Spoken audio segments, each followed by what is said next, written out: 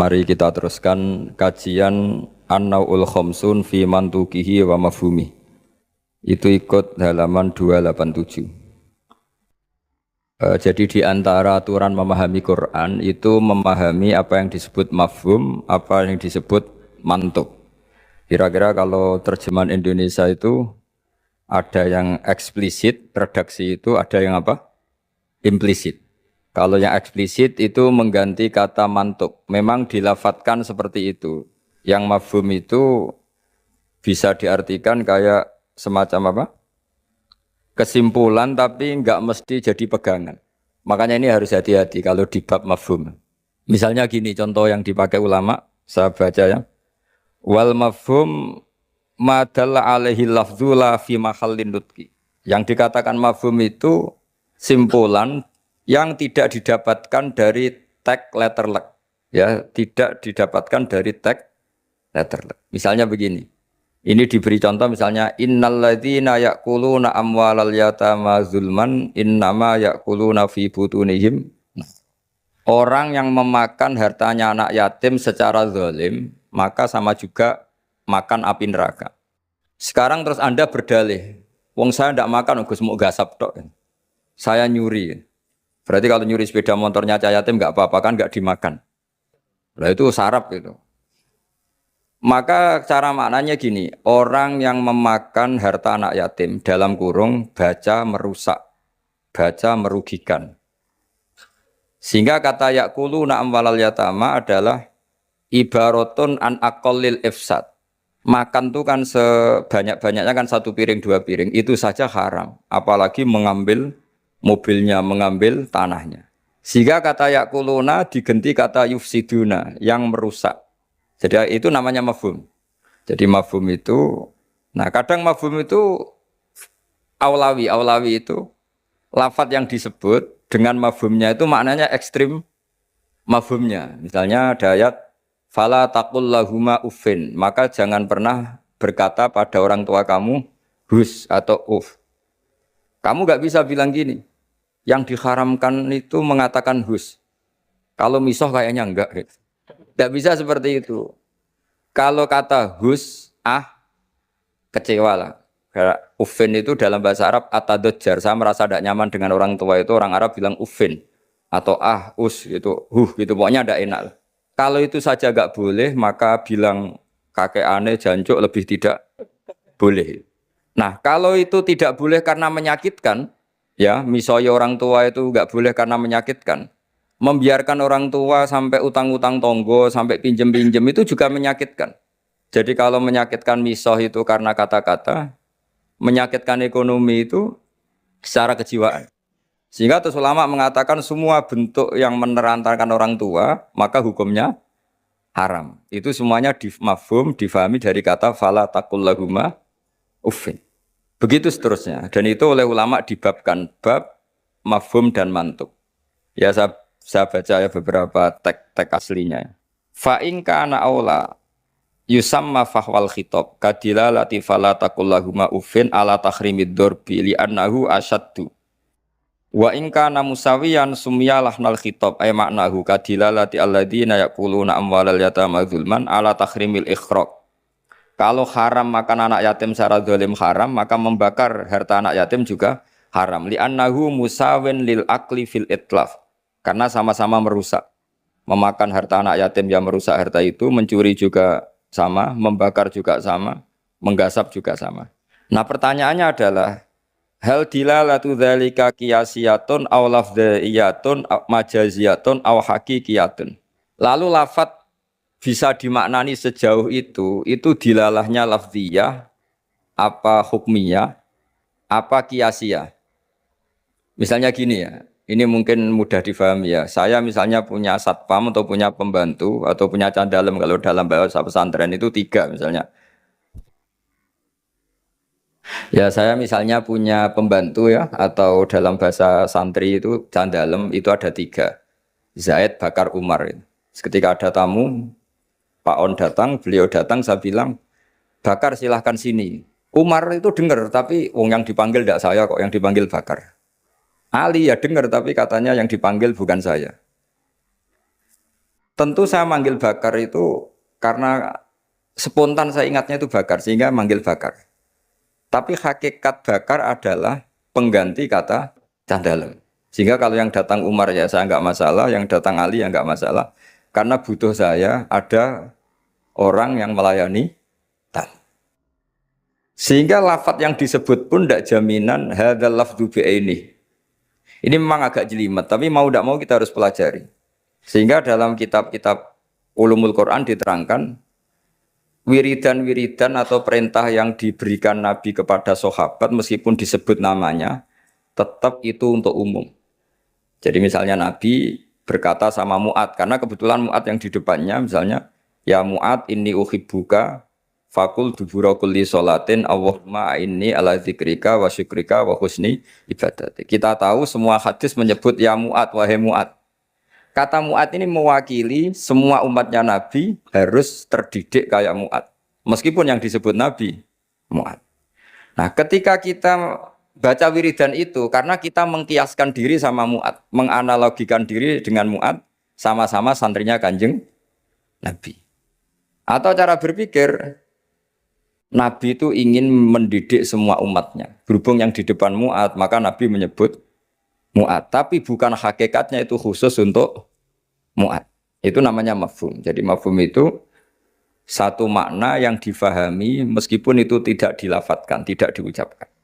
Ya begitu seterusnya. Ya saya teruskan supaya nanti makna Quran itu lebih itu. Ada ayat lagi, inja akum fasikum binaba'in fatabayyanu. Terus fadhkurwaha intal mas'aril haram. Di sini ada kata lagi fajliduhum thamaninal jaldah. Jadi begitu juga menyangkut adat. Adat itu bilangan. Ketika Al-Qur'an menyebut satu bilangan, itu apakah mubalaghah? Mubalaghah itu butuh itu diekstrimkan atau punya makna sesuai bilangan itu. Misalnya begini. Sampean kalau mangkal sama seseorang itu kalau dalam bahasa Jawa itu meskipun kamu minta maaf saya 1000 kali tidak akan saya maafkan. Ternyata orang itu dablek sekali, ya sudah nanti saya minta maaf 1001 kali. Tak susui satu. Itu kamu mangkel enggak? Mesti kamu mangkel. Karena kamu menyebut 1000 kali itu saking mangkelnya bahwa saya maafkan kamu itu mukhal. Meskipun Anda minta maaf 1000 kali. Tapi orang ini tetap dablek, ya sudah saya tambah 1001. Itu tidak bisa seperti itu karena adat bilangan disebut Quran dalam konteks balaghah itu hanya lil mubalaghah, mengekstrimkan satu kasus atau satu peristiwa. Itu di semua bahasa dunia. Kalau kamu mangkal sama istri atau mangkal sama teman atau mangkal sama tetangga, mbok rene nganti bungkuk nganti sujud misalnya, tidak akan saya maafkan. Terus kamu bilang gini, ya saya akan sowan kamu sambil melata, sambil merangkak. Itu tetap saja. Jadi ini namanya mafhum. Mafhum itu kalimat yang enggak disebut tapi maknanya pasti seperti itu. Jadi maknanya hanya gini tok. Mbok kamu minta maaf saya 1000 kali tidak akan saya maafkan. Maknanya hanya satu. Betapa bencinya orang itu pada itu aja maknanya betapa bencinya. Nah, di sini juga ada kalimat misalnya ada beberapa kelompok sing Allah itu ngendikan la yukallimuhum wa la yanzuru ilaihim. Allah melihat saja enggak mau. Ngendikan saja enggak mau. Pertanyaannya adalah, secara hakikat semua makhluk Allah dilihat Allah enggak? Dilihat. Tapi ada ayat, wala yang dzuru ilaihi, makhluk-makhluk seperti ini tidak dilihat Allah. Nah, makna tidak dilihat adalah tidak dipedulikan. Hakikatnya Allah tetap melihat. Jadi ayat itu hanya menunjukkan betapa bencinya Allah sama kelompok itu. Sampai diistilahkan Allah tidak berkenan melihat. Jadi gak usah dimafhum gini. Oh beneran Allah gak delok, aku maksiat ra konangan wae kasus kalau seperti itu. Nah, ini memang itu balaghah. Jadi ilmu-ilmu yang harus dianalisis secara balaghah. Jadi ada kelompok-kelompok yang menjual belikan agama atau melakukan kejahatan atas nama agama, yastaruna bi ahdillahi wa aimanihim tsamanan qalila. Itu orang-orang ini akan dihukum, kata Allah hukumannya adalah la yukallimuhum wa. Allah tidak berkenan ngendikan, juga tidak berkenan melihat. Monggo Pak nak badhe wonten acara. Ini beliau mau nemuin tamu dari kedokteran. Saya teruskan ya. Jadi para audien, para hadirin yang saya hormati. Makanya kita sekarang kan punya jargon kembali Quran dan Sunnah. Tapi tetap saja aturannya memahami Quran dengan cara-cara yang dipahami para ulama dulu, yang ulama itu punya sanad sampai sahabat, tentu sampai Rasulullah Shallallahu Alaihi Wasallam. Di antara bahasa Arab itu ada mubalaghah. Mubalaghah itu mengekstrimkan satu peristiwa. Dan pilihannya kadang pakai bahasa tadi. Saya beri contoh tadi yang orang Jawa bilang, mbok kue rene ping 1000 tetap rata sepuro. Kamu tidak bisa ngarang buku. Kalau 1000 tidak cukup. Kalau 1001 pasti cukup. Memangnya ini KPU kalau 50 plus 1 terus menang, tidak bisa seperti itu. Ya maknanya hanya ma asyadda bughdahu, betapa bencinya orang itu, gitu aja. Allah tidak berkenan melihat orang yang menjual belikan agama. Wah malah penak Allah kalau nggak lihat kita enak. Tidak bisa seperti itu. Saking bencinya Allah sampai diistilahkan tidak berkenan melihat. Itu kan seperti kamu benci orang. Wah naruh kue mutah-mutah. Masa mutah-mutah betul kan? Saking nggak maunya melihat. Itu di bahasa Arab juga seperti itu. Sabri terus waktu lifa fil ikhtijat bihadhil mafahim ala aqwalin katsirah. Wal asah fil jumlah annaha kullaha hujjatun bisyurutin. Minha alla yakunal mazkuru kharaja lil ghalib. Kemudian mafhum itu apakah bisa jadi argumentasi hukum? Jawabannya iya. Asal lafadz yang disebut yang eksplisit tadi disebut bukan karena ghalib. Ghalib itu gampangnya ngomong lah. Ghalib itu umum. Misalnya begini, saya beri contoh yang ekstrim. Jong nak ono wong melarat sini hormati. Misalnya saya seorang kiai atau seorang dosen, kalau ada tamu miskin hormati. Setelah itu ternyata tamunya orang kaya, terus pembantu saya seenaknya tidak hormati. Alasannya yang harus dihormati itu yang miskin, kalau yang kaya tidak perlu. Ini tentu pembantu yang buruk. Karena mengatakan jika yang miskin hormati itu sebenarnya maknanya itu prioritas, bukan catatan hukum. Jadi kalimat disebut itu kan kadang catatan hukum, kadang prioritas. Kalau tadi ya maknanya hanya jika orang miskin prioritaskan, bukan berarti yang kaya tidak perlu dihormati. Nah itu banyak di Quran, di hadis, lafadz yang sebetulnya disebut itu prioritas, tapi oleh orang yang enggak ahli bahasa dianggap catatan apa? Hukum. Maka itu menjadi gaduh, secara hukum menjadi gaduh. Saya beri contoh yang ada di Quran. Kalian tuh haram menikahi anak tiri itu anaknya istri, yang serumah dengan kamu.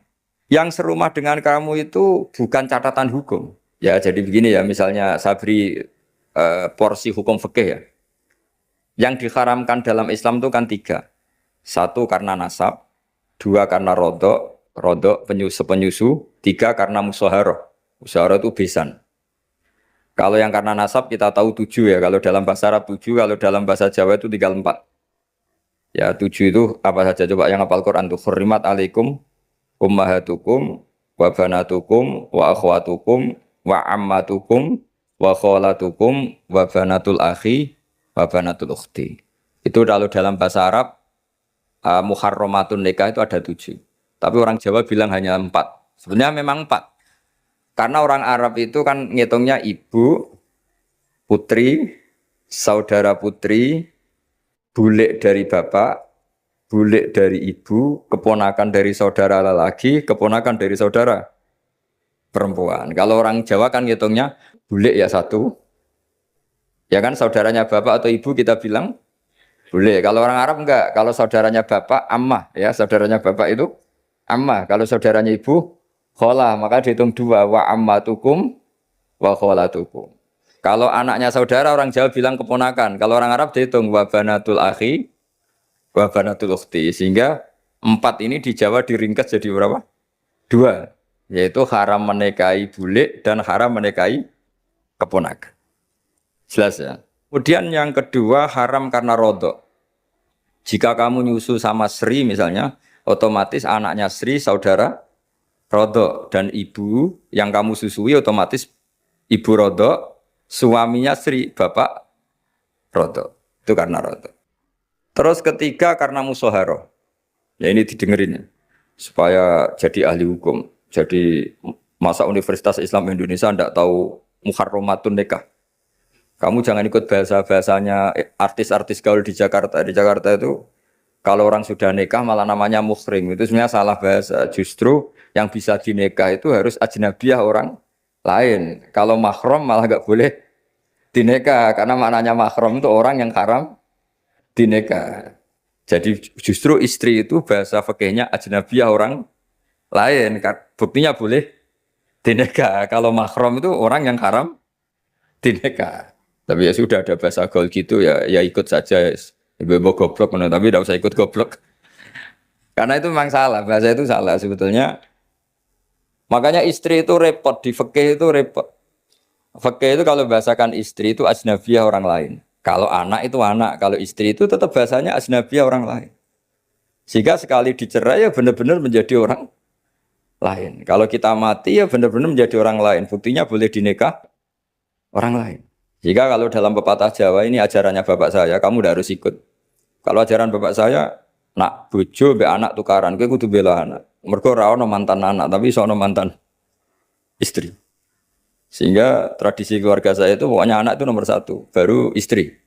Tidak tahu kalau tradisi sampean istri dulu baru anak. Gitu. Karena tadi cara berpikir anak itu selalu anak. Ya anak itu selalu anak. Tapi kalau istri tidak mesti.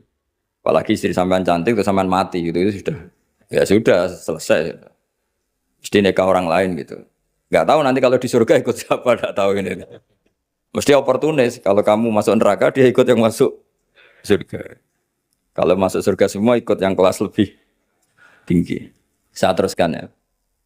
Terus haram ketiga itu karena musoharoh. Disebut wa akhwatukum wa ummahatukum lati ardunakum wa akhwatukum naruna. Terus wa ummahatu nisaikum apa? Wa ummahatu nisaikum. Ibu dari istri kamu. Apa kalau orang sini bilang? Mertua ya. Nah mertua dengan mantu itu hubungannya dua. Seorang lagi ya. Mertua sama mantu itu hubungannya dua. Ya seorang lagi. Misalnya kamu nikahi Sri. Berarti ibunya Sri sebagai apa? Mertua. Itu menjadi mertua itu bimujarrodil akdi. Sekedar akad. Kamu bilang qabil tu nikahaha wa taswija bil mahrin madkur. Itu langsung jadi mertua. Ya langsung jadi mertua. Tapi kalau hubungan ibu dengan anak, misalnya kamu nikahi janda punya anak cantik, sudah perawan. Terus setelah kamu nikah dengan janda ini, akad, itu belum menjadi anak tiri. Menjadi anak tiri betul itu setelah kamu hubungan suami istri dengan ibunya. Saya ulang lagi ya, jadi kalau menjadi mertua itu cukup akad. Tapi anak tiri menjadi anak tiri kamu yang haram dinikah, itu nunggu hubungan suami istri sama ibunya. Sebab itu agak rumit memang di fikih. Kenapa demikian? Karena ya memang aturannya gitu. Makanya disebut waroba ibu kumulati fi hujurikum min nisa ikumulati dakhaltum bihin fa illam takunu dakhaltum bihinna fala junaha alaih. Jadi kalau hubungan menantu sama siapa? Mertua itu hanya dimulai akad.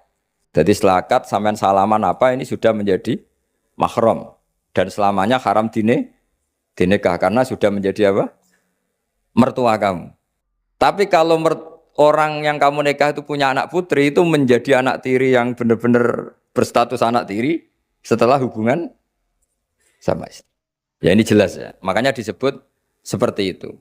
Tapi di situ ada catatan waroba ibu kumulati fi hujurikum, anak tiri yang serumah. Yaitu semua ulama ngendikan kata fi hujurikum yang serumah itu diabaikan. Jadi tidak bisa misalnya gini, kamu nikahi Sri di Jogja, punya anak tiri di Jakarta, berarti halal karena tidak serumah. Wah itu sesat dan menyesatkan ya. Karena ada aturannya fi hujurikum itu kalimat yang disebut Allah itu normatif. Normatif artinya umumnya anak tiri itu serumah, tapi bukan sebagai catatan hukum. Dan itu banyak sekali lafaz-lafaz yang disebut Allah atau disebut Rasulullah bukan sebagai catatan hukum, tapi normatif. Itu kan seperti gini. Jong, bukti kamu hormat tamu. Kalau ada tamu itu suguhi teh. Kalau ada tamu itu suguhi kopi. Itu normatif. Bukan berarti yang tidak nyuguhi kopi itu tidak menghormati tamu, tidak bisa seperti itu. Kalau tamunya darah tinggi, kan malah mati. Nah, ulama itu berkompeten, sangat kompeten sekali memahami Quran. Mana lafadz yang disebut Allah itu normatif, mana yang disebut Allah itu sebagai catatan hukum. Kalau fi hujurikum menjadi catatan hukum, maka maknanya begini. Haram menikahi anak tiri yang serumah. Waroba ibukumul lati fi hujurikum. Mafhumnya kalau tidak serumah, boleh, wayo kacau. Ibunya kamu embat, anaknya kamu embat, hanya karena beda. Itu sesat dan menyesatkan. Makanya bahaya sekali nafsirkan Quran tanpa ilmu. Sampai ada ancaman manfas sarul Quran biro'ihi falyatabawa maq'adahu minan nar. Orang menafsirkan Quran dengan semaunya sendiri, maka sama juga pesan satu tiket di neraka. Jadi sampean sama saya itu potensi masuk neraka saya sebetulnya. Karena saya nekuni tafsir. Itu bahaya sekali. Sebab itu saya tradisikan kalau ngaji itu pakai kitab supaya sanadnya mutasil sampai Rasulullah SAW. Enggak boleh mengajarkan Quran terjun bebas menurut saya. Memangnya agama menurut kamu enak aja. Enggak boleh agama kok menurut saya. Agama yang menurut Allah dan Rasul. Enggak boleh menurut saya. Kalau menurut saya berarti agama macam-macam karena setiap orang menurut masing-masing. Ya, saya teruskan ya. Jadi di antara dengan tanda kutip jebakan-jebakan lafadz adalah kita tidak pernah tahu lafadz itu disebut itu karena apa. Karena mewakili kelompoknya seperti tadi. Saya punya tamu terus manggil sekenanya. Wahai Bakar sini. Kira-kira yang datang Umar tetap saya seneng enggak? Seneng. Butuhnya ada orang yang hormat tamu. Yang datang Ali ya saya seneng. Yang datang Zaid yang seneng. Yang datang siapa saja seneng. Itu kan ibarat kamu orang kaya kemalingan. Satpam yang paling kamu ingat itu misalnya Hutomo. Hutomo sini. Di situ banyak satpam yang namanya enggak Hutomo terus enggak ke kamu. Kira-kira kamu bilang satpam ini goblok enggak kira-kira? Dengan dalih saya ada dipanggil. Karena makna menyebut kalimat tadi sekenanya. Nyebut Hutomo itu mewakili semua security. Cuma kebetulan yang kamu ingat Hutomo. Itu memang agak jelimet ulumul Quran, tapi masuk akal. Semuanya setelah dijelaskan masuk akal. Ketika yang datang siapa saja kamu tetap matur nuwun karena ada yang menol. Nah, lafadz di Quran ya seperti itu. Kadang lafadz itu pengganti sejenis. Napa pengganti? Misalnya yang masyhur dalam mazhab kita. Rasulullah itu mengeluarkan zakat fitrah so'an min tamrin au so'an min akidin. Rasulullah mengeluarkan zakat fitrah dari kurma. Imam Syafi'i tidak maknani kurma tapi dimaknani kuti ahli baladi, makanan pokok yang sesuai negara masing-masing. Sehingga kalau orang Jawa ya pakainya beras. Meskipun di hadis disebutkan tamar. Sama seperti Nabi ngendikan gini, tasaddaku walau bisiki tamrotin, sedekahlah meskipun dengan separuh kurma. Kira-kira orang miskin Indonesia kamu kasih separuh kurma itu dianggap ngenyak apa enggak? Ya maksudnya separuh kurma itu kalau kita ya mungkin setengah kilo atau telur setengah kilo. Atau kata separuh secuil itu maknanya kit'ah yasiroh. Saking sedikitnya diistilahkan secuil. Tapi bukan berarti cuilan betul. Nah kalau ingin persis hadis tadi ya satu kurma kamu cuil terus kamu kasihkan. Kira-kira dianggap ngenyak apa dianggap sedekah. Nah sama misalnya Rasulullah ngendikan. Semoga Allah memberi berkah orang yang ketika 10 Muharram mengusap anak yatim. Itu yang penting usapnya apa sedekahnya. Terus kamu orang yatim kamu kumpulkan, kamu usap semua kepalanya. Itu kira-kira itu dianggap apa coba? Wis medhit di dalil. Nak nuruti teks hadis itu ya memang ngusap kepala. Tapi semua sepakat maknanya ngusap itu ibaratun anis syafaqah. Bentuk kasih sayang. Dan kasih sayang itu paling praktis ya ngasih uang atau ngasih sesuatu yang manfaat untuk anak yatim itu. Lah nak ngusap tok. Celok waduh-waduh dibeli ana parade ngusap anak yatim. Lah itu ya termasuk di ulumul Quran diikutkan bab mafhum dan mantuk. Jadi memang susah. Jadi ahli Quran itu susah. Oh ini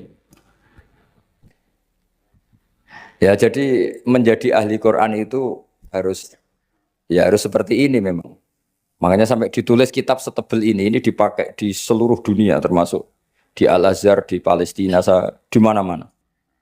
Itu ini kita ngaji baru berapa pertemuan aja sampai sudah pusing. Kalau sampai selesai malah tambah pusing.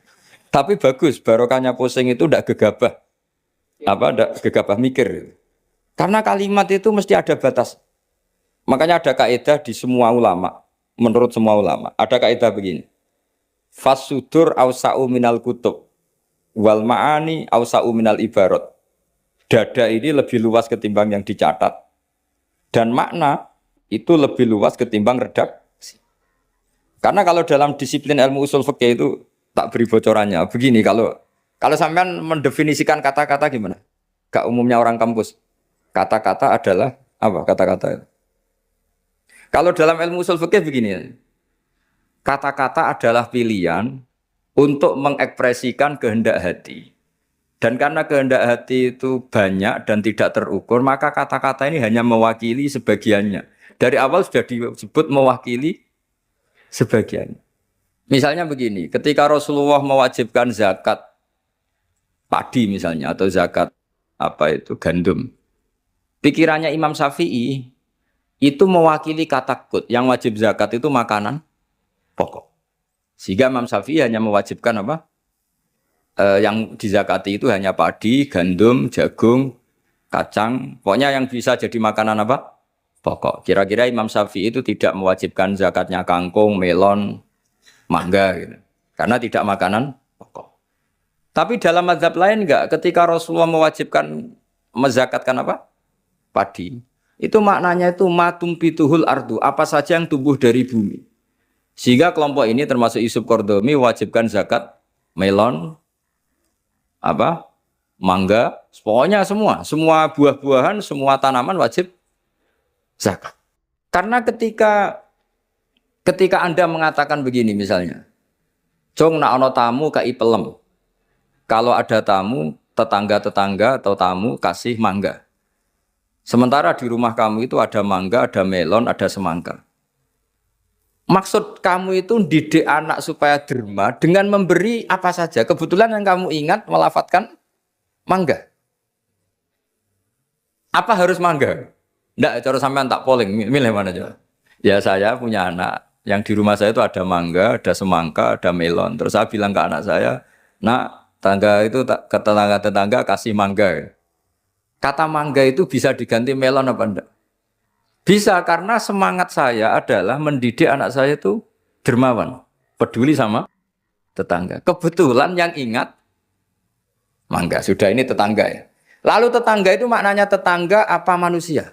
Sehingga pas itu ada tamu tapi tidak tetangga, gak usah GI kan gak tonggo. Nah, makanya ini kan jadi PR. Berarti kalimat tadi, cong nak ono tonggo utawa jong kalau ada tetangga kasih mangga. Sebetulnya kalimat itu bisa digenti. Jong yang penting ulomo. Kata tonggo ora penting, mangga juga gak penting.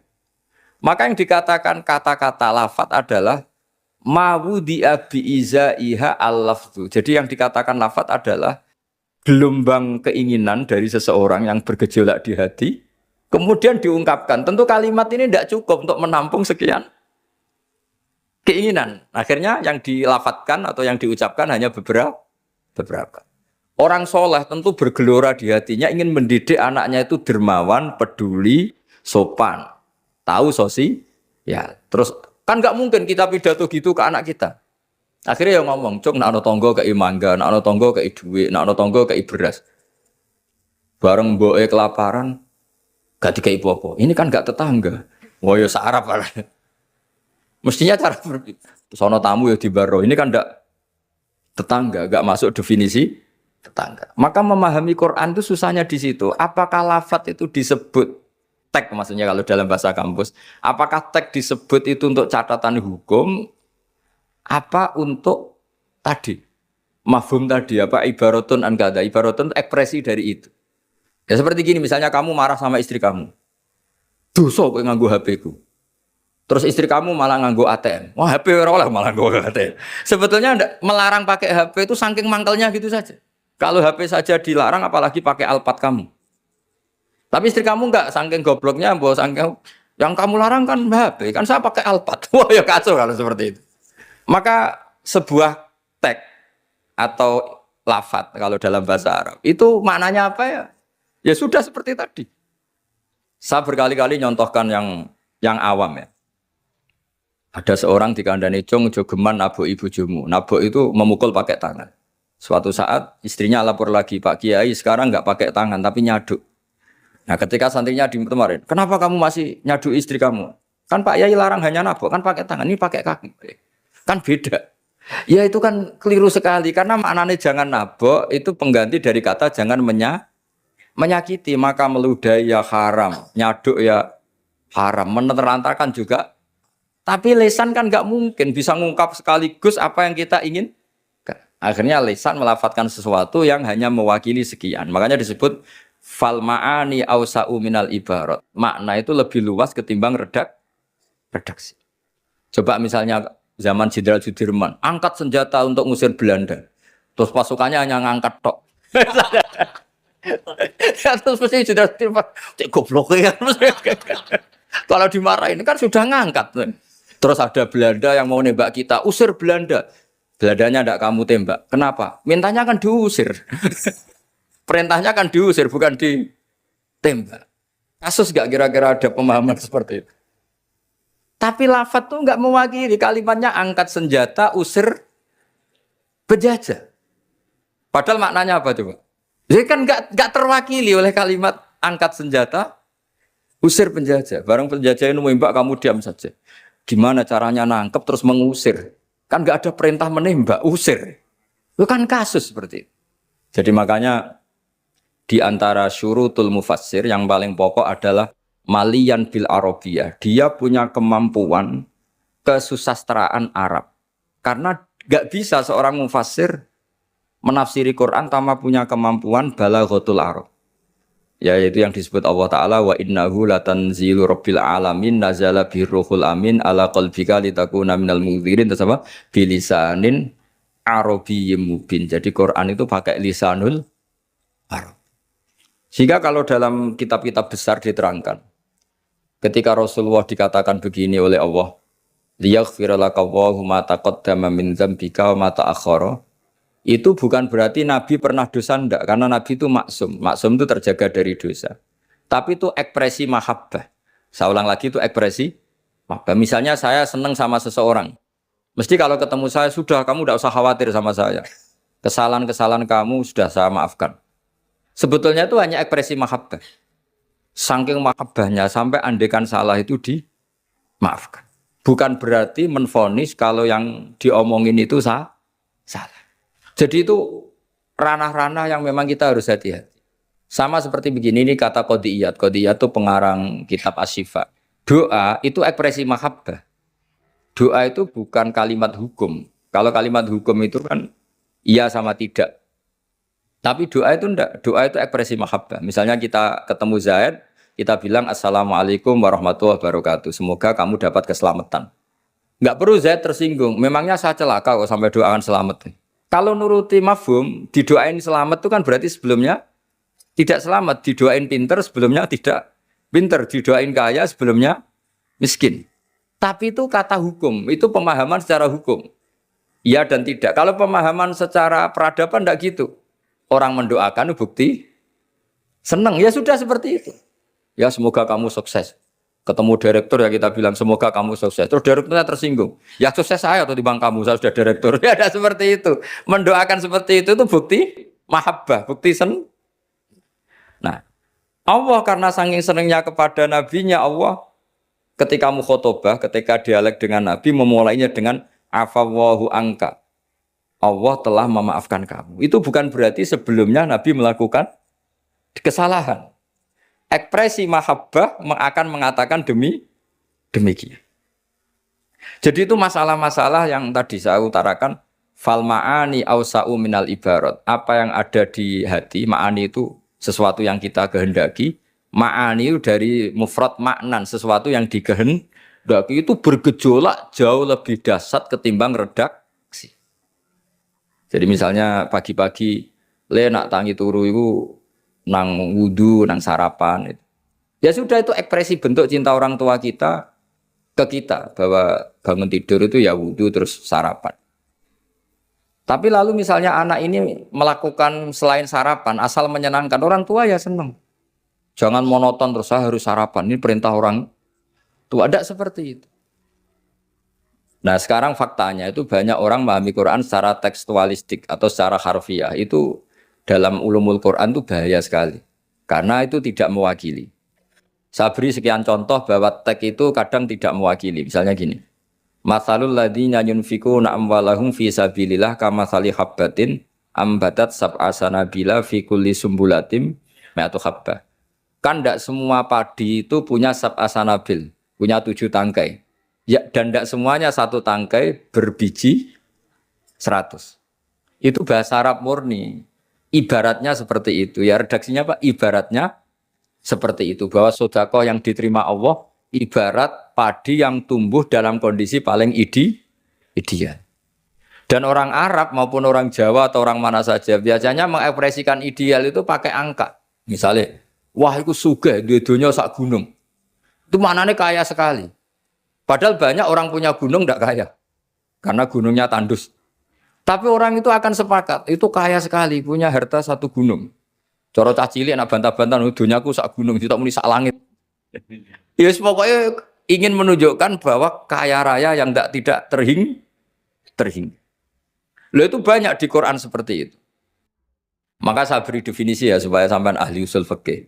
Apa yang dikatakan teks mawudi'a bi'izaiha al-lafdu. Yang dikatakan teks adalah ekspresi dari gejolak batin ingin mengungkapkan keinginan. Karena batin ini bergejolak, teks ini hanya mewakili sebagiannya. Kayak tadi kamu ketakutan di dalam rumah, ada ular gitu, misalnya ibu-ibu atau mbak-mbak, mesti manggil kan, Kak Rene, ingatnya kakaknya. Terus adiknya di situ, nggak ke situ. Kenapa kamu nggak ke situ ada ular? Kan kakak panggil kakak, saya kan adik. Kira-kira kamu mangkel gak sama adik yang seperti ini kira-kira? Goblok atau sekolah mesti gitu. Nah sebetulnya kalau ini waras, adiknya waras, cara berpikir kayak gitu. Kakak dalam bahaya minta pertolongan dan kalimat kak atau mas itu ekspresi dari orang yang dimintai pertolongan. Jadi kata mas dihilangkan, diganti orang yang dimintai. Sehingga kalau yang datang bapaknya ya seneng, pamannya ya seneng, adiknya ya seneng. Meskipun kalimatnya bilang mas atau kakak. Jelas gini ya. Itu dibabkan tadi mana kita? Dibabkan di mafhum dan mantuk. Ya, dibabkan di mafhum dan apa? Mantuk. Saya teruskan lagi ya. Di annahu innama khassa bidzikri li ghalabati khudurihi fi dzihni. Jadi ini jelas ya. Mungkin ada banyak yang pintar bahasa Arab ini saya baca teksnya. Li annahu innama khassa bidzikri li ghalabati khudurihi fi dzihni. Kenapa menyebut si A si B? Karena yang kebetulan diingat. Tapi makna yang diinginkan kan siapa saja yang menolong karena ada ular, meskipun menyebut seseorang. Ya kayak tadi misalnya satu rumah itu ada kakak, adik, paman. Terus ketika ada ular atau ada maling kita bilang, Kak tolong. Kak tolong itu sebetulnya mewakili siapa saja yang bisa menolong. Kebetulan yang pas diingat saat itu kakak. Tapi andaikan yang datang pamannya ya seneng, adiknya seneng atau siapa saja. Jadi pertanyaannya adalah yang paling pokok dari itu adalah minta tolong, bukan kalimat kakak. Nah, yang kalimat kakak ini namanya apa? Disebut karena diingat, bukan disebut karena catatan hukum. Nah, itu ada ilmunya. Berapa kalimat yang disebut karena yang diingat atau sebagai catatan hukum. Kalau sebagai catatan hukum ya punya mafhum mukhalafah. Kalau tidak ya tidak. Misalnya begini, ada pernikahan Sri sama Zaid. Kemudian Zaid ini security atau cadalem. Terus ketika tak panggil Zaid datang. Yang datang Umar. Kan sama-sama cadalem, tidak bisa kalau seperti itu harus Zaid karena mewakad nikah. Masa akad nikah diganti-ganti kan tidak bisa. Kan sama-sama cadalem ya tidak bisa. Lama-lama sampean maju kan sama-sama manusia ya tidak bisa kalau konteks seperti itu. Makanya lafadz disebut itu dilihat, disebutnya sebagai catatan hukum. Apa sebagai tadi yang sedang diingat. Ya jadi jelas ya. Jadi itu ada aturan-aturannya. Li'annahu innama khassa bidzikri li ghalabati khudurihi fi dzihni. Terus kedua ada catatan lagi wa alla yakuna muwafiqan lil waqi'. Ya, di antara catatan hukum lagi sesuatu itu tidak lazim sebagai fakta. Saya ulang lagi, sesuatu itu tidak lazim sebagai fakta. Misalnya begini, kita tahu yang namanya nasi itu makanan pokok. Ya, kita tahu teh itu minuman. Ketika saya bilang, "Jong, saya ambilkan teh." Itu apakah maknanya itu teh, apa maknanya itu minuman? Beda dengan mengatakan satu gelas ini bernama teh. Kebetulan itu teh betul. Itu namanya mengatakan sesuatu sesuai hakikat. Karena teh ya dikatakan teh. Tapi kalau mengatakan tamu saya ambilkan teh. Ini pertanyaannya adalah teh itu menggantikan kata minuman, apa memang harus teh? Jadi itu memang seperti itu. Sehingga di hadis banyak dawai Nabi itu diganti. Tapi penggantinya harus ulama. Kalau tidak ulama namanya bid'ah. Misalnya Nabi mengajari gini, anak-anak kamu ajarin panah.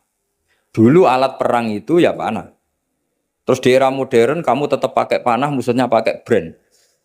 Kan Nabi dawuhnya panah. Ya taqabbalallahu minna minkum taqabbal.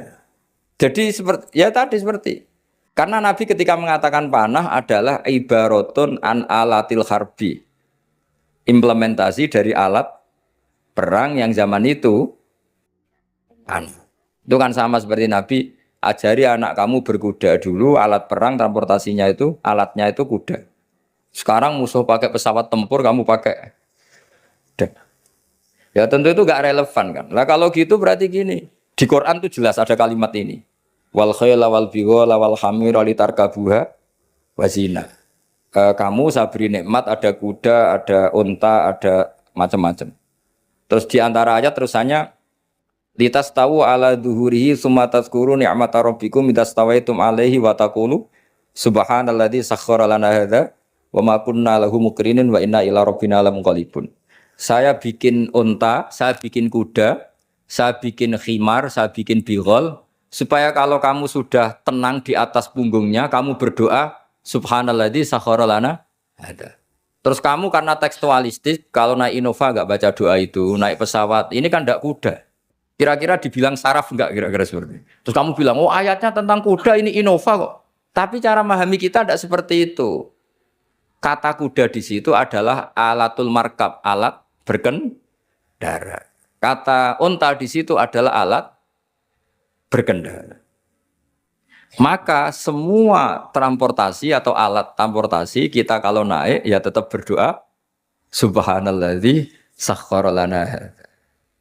Dan itu seterusnya ya. Jadi ngaji pertemuan ini ingat-ingat ya kaidahnya apa? Fal ma'ani awsa'u minal ibarat wasudur awsa'u minal kutub. Itu semua ulama pasti bilang seperti itu. Kalau sampean belum pernah bilang berarti belum ulama. Makanya ini dimulai sekarang. Untuk saja di ulama harus hafal kaidah apa? Fal ma'ani awsa'u minal ibarat wasudur awsa'u minal kutub. Itu nanti kalau sampean sudah pinter itu pinter betul nanti. Bukan pinter-pinteran tapi pinter betul. Karena memang seperti itu.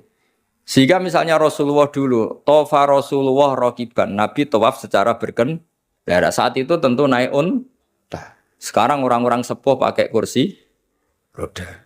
Jangan terus bilang gini, dulu Nabi naiknya unta, maka orang sepuh nggak boleh pakai kursi roda, harus pakai unta. Yo dia tabuki polisi Arab, aneh-aneh sebenarnya. Jadi karena dulu Nabi sudah berumur dan beliau tidak suka memaksakan dan untuk menunjukkan kalau tawaf secara berkendara itu sah, boleh, terus beliau naik unta sambil apa? Tawaf. Akhirnya kesimpulan hukumnya apa? Boleh berkendara saat tawaf. Sudah untanya dibuang. Maksudnya harus pakai untanya dibuang. Lama-lama nanti gini, nggak boleh tawaf sekarang. Dulu Nabi tawaf langsung tanah, ini sudah keramik ini, nggak boleh. Ya repot kalau kamu perdebatkan begitu terus ya repot. Lah ya karena tadi ketika Nabi naik unta itu semangatnya Nabi adalah mempermudah umatnya terutama bagi yang tua. Semangat yang ingin dimaklumatkan Nabi itu. Wahai umatku kalau kamu sudah tua jangan memaksakan jalan, berkendaralah. Atau cari alat yang menjadikan kamu mudah. Nah itu tentu gak tersampaikan semuanya dengan redaksi. Tapi dadanya Nabi bergejolak ingin mengimplementasikan bahwa agama ini yuridu wa bikumul yusra wala yuridu bikumul usra. Wah itu tentu gejolak ini kan enggak terwakili oleh lafaz. Seperti kamu bilang ke istri kamu, "Dek, saya cinta kamu karena kamu cantik." Itu bukti seneng saja. Nak bojone cerdas, berarti aku nak wis elek kira seneng. Wah, ya repot kalau gitu. Padahal kalimat itu maknanya kan gitu. "Dek, saya seneng kamu karena kamu cantik." Mafhumnya apa? Kalau tidak cantik, kalau sudah tidak cantik tidak seneng. Tapi tidak seperti itu. Pokoknya kamu itu ingin gombal terus ngomong itu aja. Jadi makanya walhasil itu tadi inget-inget ya Pak. Fasudur ausa'u minal kutub. Bahwa dada kita ini lebih luas ketimbang yang kita tulis. Ya, dada kita lebih luas ketimbang yang kita tulis. Terus wal ma'ani ausa'u minal ibarat. Makna yang kita kehendaki itu jauh lebih luas ketimbang redaksi. Karena tadi kita manggil security misalnya si A, yang datang selain si A juga nggak masalah. Karena kata si A tadi hanya keterbatasan kita sebagai manusia, sehingga harus menyebut satu orang. Padahal siapa saja nggak masalah. Karena butuhnya kita ada yang menolong atau ada yang membantu. Ya, saya ulang lagi ya. Fal ma'ani ausa'u minal ibarat wasudur ausa'u minal kutub. Ya, Assalamualaikum warahmatullahi wabarakatuh. Oke teman-teman, jadi itulah hasil ngaji kita bersama dengan Kiai Haji Bahaudin Nur Salim atau Gus Baha, yang mana pada kali ini Gus Baha ngaji bersama dengan para teman-teman aktivis dakwah di UII atau di Universitas Islam Indonesia yang ada di Yogyakarta ya. Dan beberapa hal di situ ini merupakan kelanjutan dari apa yang telah dilakukan atau dikaji oleh Gus Baha bersama dengan teman-teman di beberapa waktu kemarin yang di video-video sebelumnya, yaitu mengenai ilmu ulumul Quran, yaitu kitab Al-Itqan fi Ulumil Quran dari Imam Suyuti, dan itu beberapa hal yang dibahas di sini mengenai dilalah mantuk dan mafhum, yang mana di situ dijelaskan oleh Gus Baha bahwasanya kadang suatu perintah atau suatu kata-kata itu kehabisan apa istilahnya kehabisan makna atau tidak mewakili pemaknaan secara umum, artinya secara penuh. Artinya misalkan gini, kita ingin siapa saja menolong kita, tetapi kita meminta tolong dengan menyebut mas tolong mas gitu, karena merasa yang bisa menolong itu adalah, atau kita menyebutnya adalah mas gitu kan, karena ada laki-laki di situ, karena di situ ternyata ada perempuan juga, ada laki-laki yang sudah tua juga, bapak-bapak. Ternyata ketika panggilannya itu mas, mereka tidak mau menolong. Nah itu kan juga kesalahan, padahal artinya manggil mas tolong mas gitu kan, artinya untuk siapapun saja itu diminta untuk menolongnya gitu, yang berhak untuk ataupun yang diminta untuk menolongnya itu ya siapa saja, tidak tergantung, tidak hanya mas itu saja. Tetapi karena penyebutannya kata-kata itu ada batasannya ataupun ada istilahnya itu keterbatasan lah ya, keterbatasan makna pada kata-kata, maka yang disebut hanya mas saja.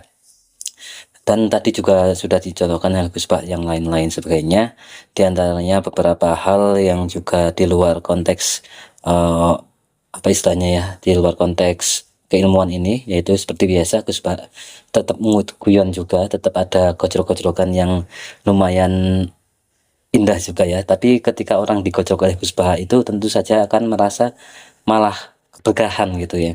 Digojlok seorang wali itu kan akan menambah berkahnya. Nah, kayak gitu teman-teman. Mungkin itu beberapa hal yang disampaikan oleh Gus Baha untuk kita ngaji kitab Itqan fi Ulumil Quran ini, dan pembahasan mengenai dilalah mantuk dan juga mafhum. Mungkin nanti ada beberapa yang perlu ditanyakan oleh teman-teman, bisa ditanyakan saja di kolom komentar. Dan tentu saja yang dijelaskan oleh Gus Baha itu sudah sangat jelas ya teman-teman. Kita doakan saja bareng-bareng semoga Gus Baha senantiasa sehat, panjang umur, bisa diberikan kesempatan oleh Allah untuk terus-menerus mengajarkan keilmuan kepada kita semua, yang menjadi ilmu yang manfaat dunia akhirat untuk Gus Baha dan juga untuk kita semua, menjadi berkah dan berkahi untuk kehidupan kita baik di dunia maupun akhirat. Terima kasih teman-teman, sekali lagi terima kasih, mohon maaf banyak kesalahan. Wassalamualaikum warahmatullahi wabarakatuh. Oh ya teman-teman, jangan lupa untuk subscribe di channel ini ya, karena nantinya kita akan tetap ngaji bersama dengan Gus Baha maupun pada kiai-kiai Nusantara yang lainnya, sehingga nanti jangan sampai ketinggalan dan bisa subscribe ataupun bisa like dan komen di video ini di channel kita ini. Terima kasih teman-teman. Sekali lagi terima kasih. Bye bye.